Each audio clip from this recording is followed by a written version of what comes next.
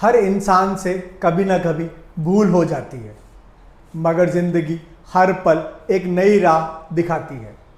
अगर हर गलती उम्र भर पहचान बन जाए तो फिर सुधार की उम्मीद ही कहाँ रह जाती है। Today I Shubham Nauriya stand before you to discuss one of the most important legal and ethical issue of the digital age, that is right to be forgotten. It is a debate that lies at the intersection of privacy and freedom of speech, individual dignity and public interest. Exploring on this thought, I want to invite our political matters expert, Mr. Sameer Pandey sir. Thank you Shubham sir, तो आज का जो हमारा topic है आपका वो है आपका राइट टू बी फॉरगॉटन।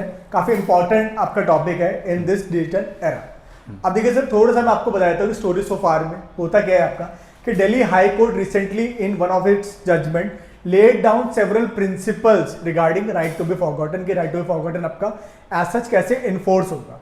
अब ओवर द ईयर्स आपके जो कोर्ट से आपके इन्होंने अपने जूरिस्प्रूडेंस को आपके इवॉल्व किया है, ठीक है, कहीं ना कहीं in order to protect the people who are victimized due to right to privacy का इशू, ठीक है, बिकॉज आपके बहुत सारे केसेस ऐसे होते थे जिसमें से एक्विटल होने के बावजूद भी आपके विक्टिम्स के नाम आपके आज से उस केस से जुड़े रहते थे जो आपके इजीली आपके सर्च किए जा सकते हैं। तो इसलिए कोर्ट का अब आपका एक डिसीजन आया कि इनको कैसे प्रोटेक्ट किया जाए। अब ये जो पूरा का पूरा आपकी स्टोरी रही, इसमें जो फर्स्ट क्वेश्चन जो हमारा बनता है यहाँ पे वो है आपका कि what exactly is right to be forgotten, कि ये है क्या। देखिए, भूल जाने का अधिकार अगर आप देखिएगा तो normally right to be forgotten आपका डिजिटल एरा में सबसे इम्पॉर्टेंट कंसेप्ट बन के सामने आ रहा है, क्योंकि अब डिजिटल एरा आपको अजर अमर अविनाशी बनाने का क्षमता रखता है।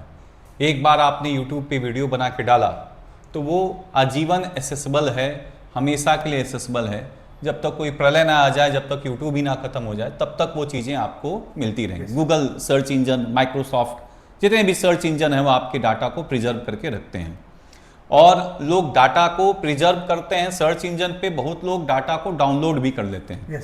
Even if it is deleted from these sites, Google ने डिलीट कर दिया, माइक्रोसॉफ्ट ने डिलीट कर दिया, यूट्यूब ने हटा दिया, उसके बावजूद बहुत सारे डाटा किसी के लैपटॉप में सॉफ्ट के कॉपी के रूप में अवेलेबल, डाउनलोडेड वर्जन रहते हैं।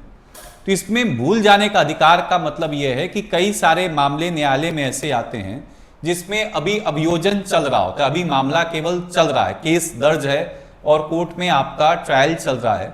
ट्रायल के बाद पता चलता है कि जिस व्यक्ति पे केस चलाया गया है वो पूरी तरह से आपका निरपराध है, उसमें कोई आपका गलत काम नहीं किया है, एक्विट हो गया है पूरी तरह से। अब ये जो राइट टू बी फॉरगॉटन है, ये व्यक्ति ये मांग करता है कि हमारा जो भी नाम आपका इंटरनेट पे सर्च इंजन पे आया है उसको वहां से हटा दीजिए, क्योंकि सर्च इंजन पे जब भी आपका सर्च किया जाता है मेरे नाम से बातें खुलती हैं और समाज में अभी भी बदनामी हमारी हो रही है। तो इसलिए हमें भूल जाने के अधिकार को दीजिए। राइट टू बी फॉरगॉटन इसी से आपका रिलेटेड है। अब देखिए सर, जैसे आपने राइट टू बी फॉरगॉटन के बारे में बताया, तो मैं इसका बेसिकली आपसे ये जानना चाहूंगा कि ये जो राइट है आपका, ये ओरिजिन कैसे हो रहा है, ये कंसेप्ट आपका कहाँ से मिल रहा है हमारा। देखिए, बेसिकली स्पेनिश आपकी एक देश में आपका ये इवॉल्व हो रहा है, जहाँ पे एक व्यक्ति है मारियो कोस्टेजा गोंजालेज। ये बेसिकली 2014 में ऐसा मामला है जिसमें इनका घर गिरवी रखा गया था, उधार उस पे था, इन्होंने उधार चुका भी दिया, उसके बावजूद आपके इंटरनेट पे बार बार आता था कि इन्होंने अभी उधार है इनका घर, डेब्ट अभी भी इनके ऊपर है। तो ये कोर्ट में आपको अप्रोच करते हैं और कोर्ट ने ऑर्डर दिया, इसको वहां के यूरोपियन यूनियन में जो जनरल डाटा प्रोटेक्शन रेगुलेशन है उसके आर्टिकल 17 में इनकॉर्पोरेट किया गया है। कोर्ट के फेवरेबल जजमेंट के बाद फिर इसको यूरोपियन यूनियन ने भी माना, हाँ, और कहीं ना कहीं एज अ राइट आपका प्रोवाइड किया है। यूरोपियन यूनियन में प्रॉपर आपको राइट के रूप में ये दिया गया है, राइट टू बी फॉरगॉटन। अब सर, जैसे आपने यूरोपियन की आपके ओरिजिनेशन की बात करी, जब मैं इंडिया के एस्पेक्ट में आपको इसको देखूंगा तो कहीं ना कहीं हमारा जो राइट टू प्राइवेसी है आपका वो केएस पुट्टास्वामी केस से आपका मिलता है हमारे को, और वो कहीं ना कहीं बहुत इंपॉर्टेंट राइट है आपका। It's an intrinsic right with in article 21 की हम बात करते हैं जी। तो ये केस ये जो आपका पूरा का पूरा केस है, ये क्या है, थोड़ा इलैबोरेट करके बताइए। देखिए, इसमें ये जो केस आपका है ये one of the most important judgments in judicial history आप देख सकते हैं। इसमें 9-0 से जजमेंट आया था। 9 न्यायाधीश पूर्ण रूप से निजता के अधिकार को माने हैं, यूनानिमस माने हैं, और ये माने हैं कि it is an integral part of article 21 that is right to life and personal liberty या डिग्निटी, जो भी आप कहें, ठीक है। तो ये जीवन के अधिकार और व्यक्तित्व स्वतंत्रता या व्यक्तित्व गरिमा के अधिकार का अभिन्न अंग आपका माना गया, फंडामेंटल राइट आपका मान लिया गया। और इसमें कुछ प्रिंसिपल्स भी साइट किए गए हैं, जिन प्रिंसिपल्स पे निजता के अधिकार को आपको दिया जा रहा है। उसमें प्रिंसिपल क्या है कि right to privacy digital era में बहुत ज्यादा अनिवार्य है, इसके बिना आपका डिजिटल एरा नहीं चल सकता, निजता का अधिकार जरूरी है। फिर इसमें यह भी बोला गया कि किसी के निजता के अधिकार का अगर हनन होता है, आपके राइट टू प्राइवेसी का वायलेशन होता है, तो वो कुछ टेस्ट को पास करेगा, जैसे लीगलिटी का टेस्ट है, नेसेसिटी का टेस्ट है, प्रोपोर्शनैलिटी का टेस्ट है। लीगल रूप से बैक्ड लॉ के द्वारा उसके राइट टू प्राइवेसी को आप वायलेट कर सकते हैं। अनिवार्य है, समाज का ज्यादा बेनिफिट कर रहा है तो वायलेट कर सकते हैं। और प्रोपोर्शनल, जितना ज्यादा वो समाज की जरूरत है उस राइट को वायलेट करने के लिए उतना ही कर सकता है, उसके ज्यादा नहीं कर सकता। अनुपात के अनुसार ही उसके निजता को आप पर्सनल इंटरेस्ट और पब्लिक इंटरेस्ट को देखा जाएगा उसके हिसाब से, और जिधर बैलेंस बनेगा उसको आप दिया जाएगा, आपका हाँ उसको अपहोल्ड किया जाएगा। फिर इंफॉर्मेशन जो प्राइवेसी है वो राइट टू प्राइवेसी के अंदर ही आपका आता है। सूचना की जो आपके निजता है वो आपके निजता के अधिकार का अभिन्न अंग है। फिर यह भी बोला जा रहा है कि निजता के अधिकार को राज्य और गैर राज्य दोनों संस्थाओं से बचा के रखना है, state actors, non state actors दोनों से बचा के रखना है। फिर यह भी बोला जा रहा है कि right to privacy is important for human dignity. तो ये आपका है। अब सर जैसे आपने बताया कि राइट टू प्राइवेसी आपका है, अब इसमें होता क्या है सर कि ये जो आइडिया था राइट टू बी फॉरगॉटन का, उसमें एक आपका अनोनिमाइजेशन की एक बात आती है। आपके कुछ कोर्ट्स ने आपका कहा कि हम अनोनिमिटी के प्रिंसिपल पर चलें, कुछ ने कहा कि नहीं हम ओपन आपका जजमेंट देंगे। तो ये क्या है आपका, ये थोड़ा सा बताएं। देखिए, आपके डिफरेंट कोर्ट्स ने डिफरेंट अप्रोच आपका अपनाया। जैसे दिल्ली हाई कोर्ट कह रहा है कि कुछ मामलों में एनोनिमस आप बना दिया जाएगा, मतलब जो व्यक्ति आपका जिसका मामला आया कोर्ट में और बाद में वो बरी हो गया तो उसके नाम को हटा दिया जाएगा, उसको निर्व्यक्तिक कर दिया जाएगा, उसके नाम का फिर यूज नहीं होगा। पर जनरली तो हमारे पास जो केसेस हम देखते हैं वो कहीं ना कहीं आपके नेम से ही आपके हैं, नेम से ही आते हैं। वो प्रिंसिपल ही यही है कि जो केस करेगा उसका नाम पहले आएगा, जिस पे केस किया जाएगा उसका नाम दूसरी बार आएगा। जैसे केशवानंदन भारती बनाम भारत संघ या आपके केरल राज्य स्टेट, तो केशवानंदन भारती ने केरल राज्य पे केस किया। तो ये ऐसे सिस्टम ही है। और सिविल मैटर्स में तो नामी से सारा मामला होता है। इंदिरा गांधी वर्सेस राजनारायण का, हाँ वो सिविल मैटर्स दोनों का नाम है।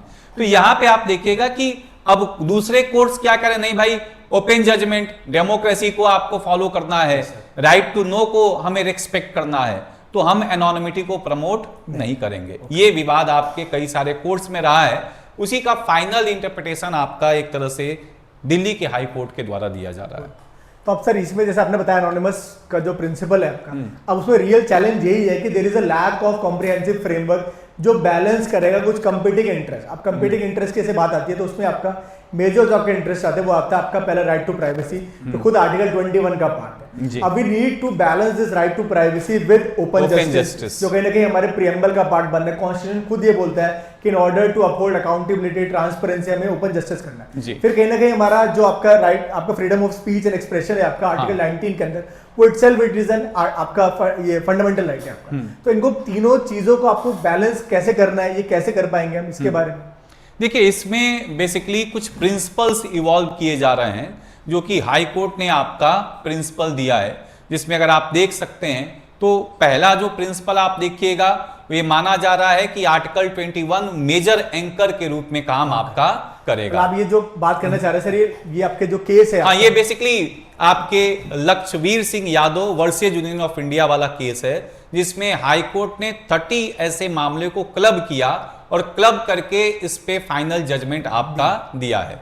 उसमें आर्टिकल 21 को वो एंकर मान रहा है। मतलब एंकर का मतलब आप क्या समझ सकते हैं, जैसे शिप्स के एंकर होते हैं तो जहां पे आप उसको डाल दीजिए वहीं पे शिप स्थिर हो जाती है, उसी तरह से it will act as a major direction for giving आपके प्रोटेक्शन टू इंडिविजुअल प्राइवेसी।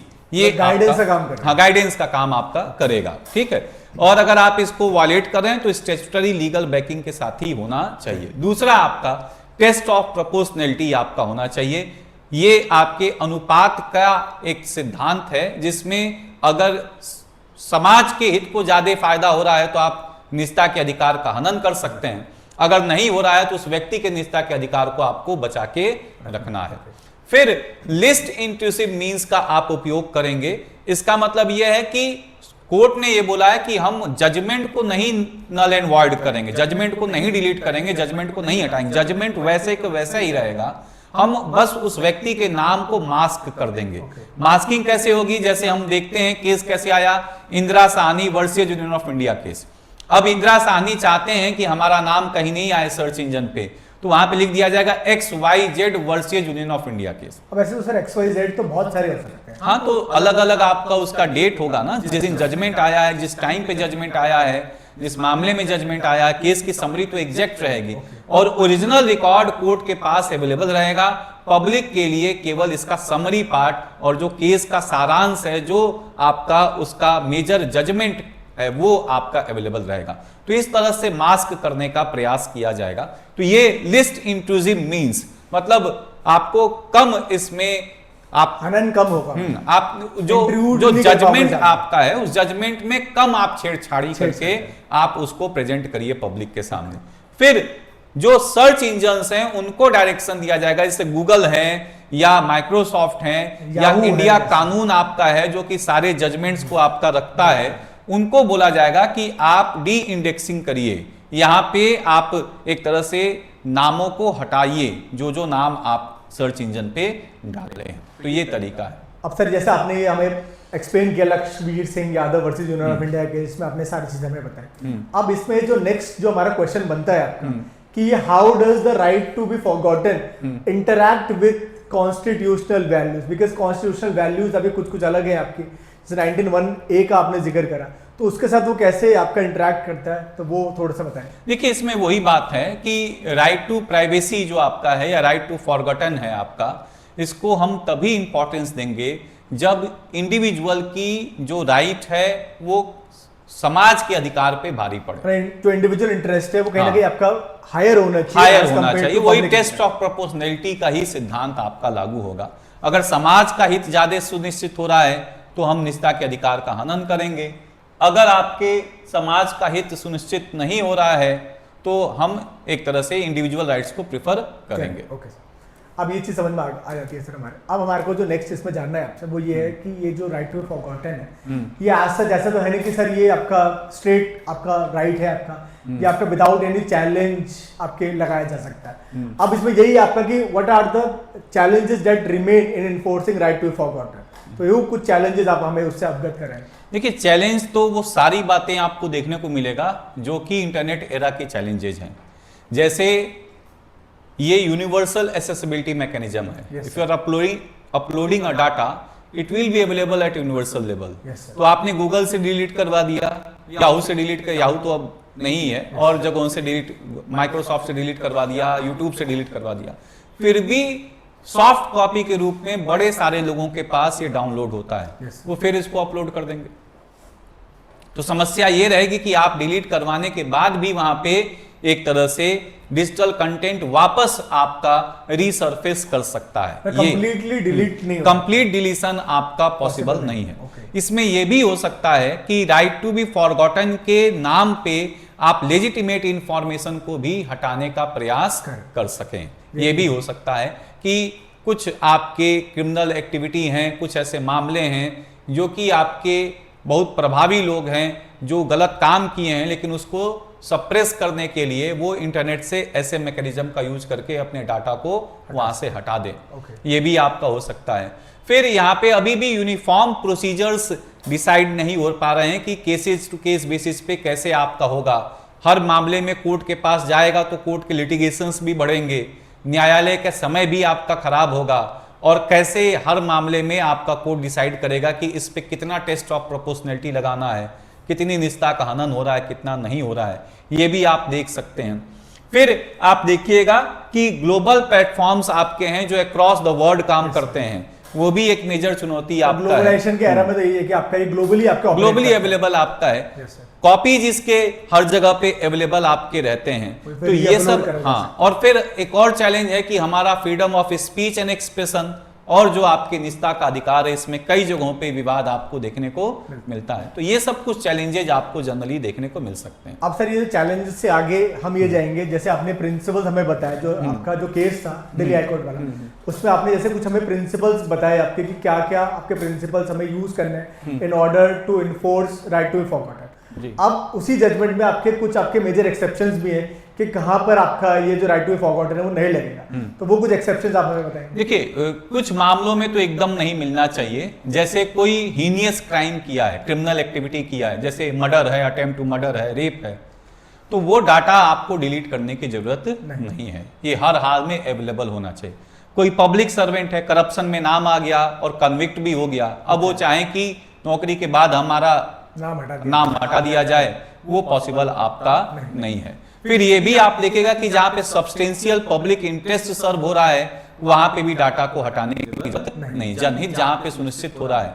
फिर ये भी आप देखेगा कि कोई ऐसा इंफॉर्मेशन जो भारत की अखंडता, एकता, सुरक्षा से संबंधित है, नेशनल सिक्योरिटी, सॉवरेनिटी, इंटीग्रिटी से संबंधित है, ऐसे आपके जो क्राइम्स हुए हैं इंडिया के अगेंस्ट या ऐसे डाटा रिलेटेड हैं, उनको भी हटाने की जरूरत नहीं है। तो ये सब बातें, कुछ ऐसे आपने हिंसा किया है जो महिलाओं के, बच्चों के विरोध में है, उनको भी हटाने की आवश्यकता है। जो जनरल अवेयरनेस के लिए जो चीजें यूज होती हैं, उनको हटाने की जरूरत। कोई हीनियस क्राइम किया उसका नाम ही हटा दीजिएगा, कल को फिर कहीं पे एम्प्लॉयमेंट पाके हीनियस क्राइम करेगा। ओके सर, तो ये कहीं ना कहीं उसका जो आपका जो रिपरकशंस है उनको देखते हुए हमारे को फिर उसके एकदम उसका नाम बनाए रखना चाहिए।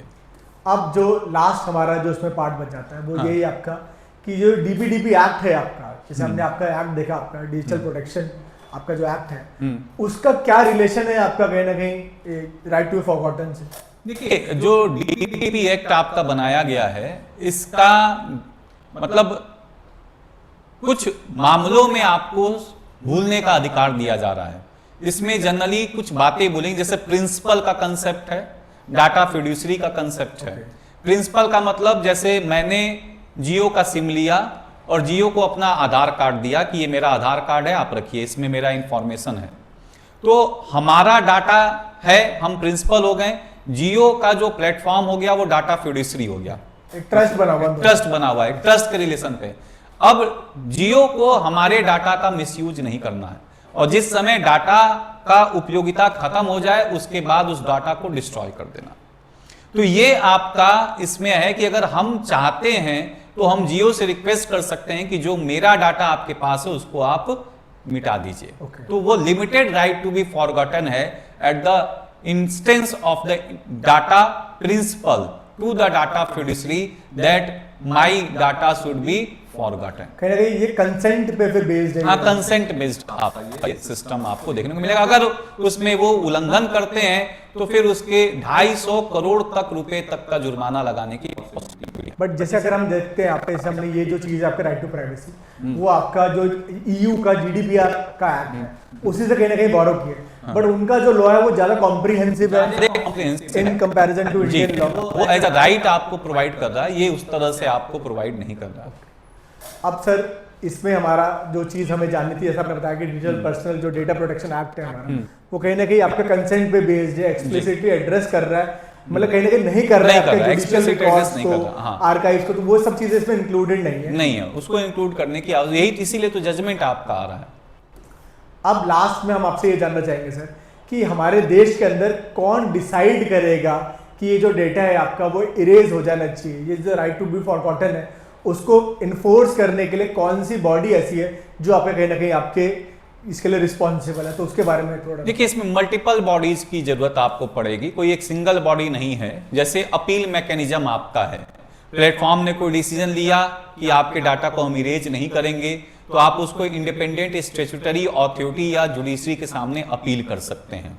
दूसरा, सर्च इंजन ऑनलाइन प्लेटफॉर्म्स हैं, उनसे आप एक तरह से रिक्वेस्ट कर सकते हैं कि लीगल स्टैंडर्ड्स के अनुसार आप मेरे डाटा को डी इंडेक्स कर दीजिए। अगर मेरा केस आपका आ गया है, क्लीन चिट मुझे मिल गया, बरी कर दिया गया न्यायालय के द्वारा, तो क्लियर लीगल स्टैंडर्ड्स हैं, आप डी इंडेक्स कर दीजिए। तीसरा data protection board of India है जो डीपीडीपी एक्ट के अंदर आपका बनता है, उससे आप पर्सनल डाटा के एक तरह से बचाने का उसको आप एक बार रेफर करवा सकते हैं। अगर डिस्प्यूट आ रहा है पर्सनल डाटा को डाटा फिड्यूसरी से तो आप उसको रेफर करवा सकते हैं।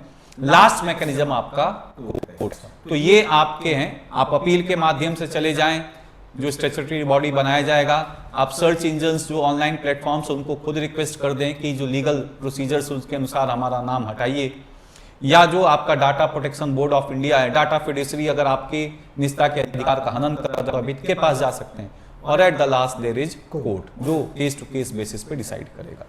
सो आपने देखा कि how there is a multi layered framework which is present in India जो बैलेंस करता है आपके राइट टू बी फॉरगॉटन को with other constitutional right like right to freedom of speech and expression.